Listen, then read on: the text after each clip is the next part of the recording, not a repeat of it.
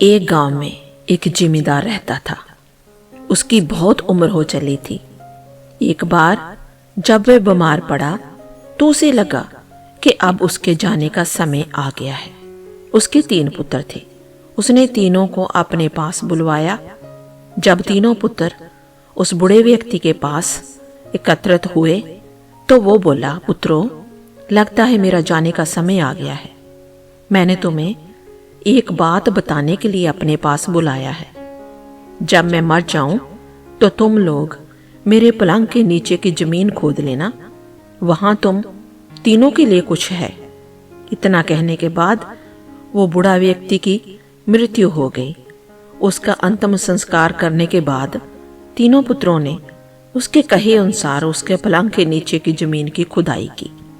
खुदाई में उन्हें 3 कटोरे मिले जो एक के ऊपर एक रखे हुए थे। पहले कटोरे में मिट्टी थी, दूसरे में सूखा हुआ गाय का गोबर और तीसरे में तिनके रखे हुए थे। साथ ही उन्हें 10 सोने के सिक्के भी मिले।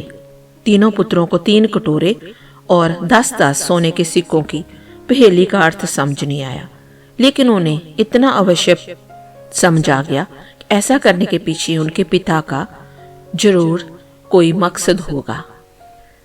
इस पहेली को सुलझाने के लिए तीनों ने तेनालीराम के पास जाने का निश्चय किया।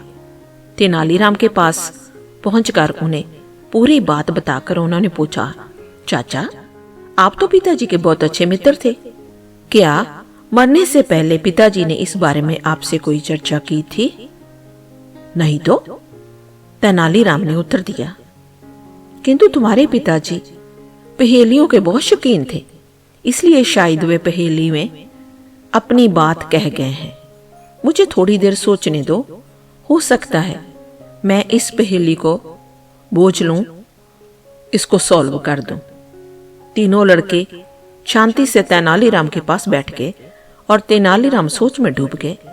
कुछ देर बाद तेनालीराम की आंखें खुशी से चमक उठी और वे बोले, मुझे पता चल गया है इस पहेली का क्या अर्थ है। तो चाचा जी, जल्दी से हमें भी उसका अर्थ बता दो।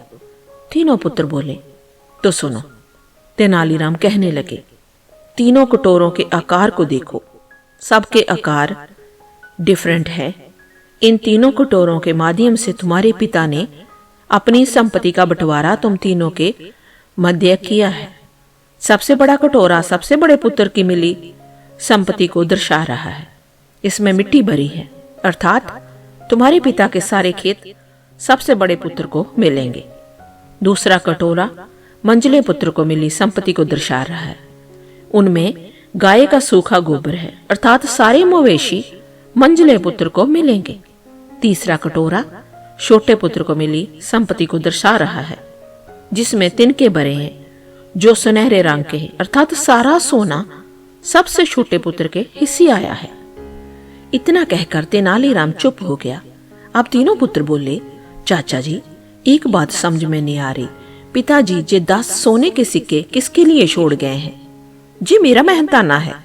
तुम्हारे पिता कोई भी काम मुफ्त में नहीं करवाते थे। उन्हें मालूम था कि उनकी पहेली का अर्थ पूछने तुम लोग मेरे पास आओगे, इसलिए ये मेरा मेहनताना छोड़ गए हैं। तेनालीराम ने उत्तर दिया। तीनों पुत्रों को अपने पिता की पहेली का उत्तर मिल चुका था। उन्होंने तेनालीराम को 10 सोने के सिक्के दे दिए और लौट गए। सो दोस्तों, आपको ये तेनालीराम की कहानी कैसे लगी कमेंट बॉक्स में कमेंट करके जरूर बताना, और चैनल को सब्सक्राइब करें और लाइक और शेयर करें इस वीडियो को। फिर मिलते हैं एक और नई कहानी के साथ। धन्यवाद।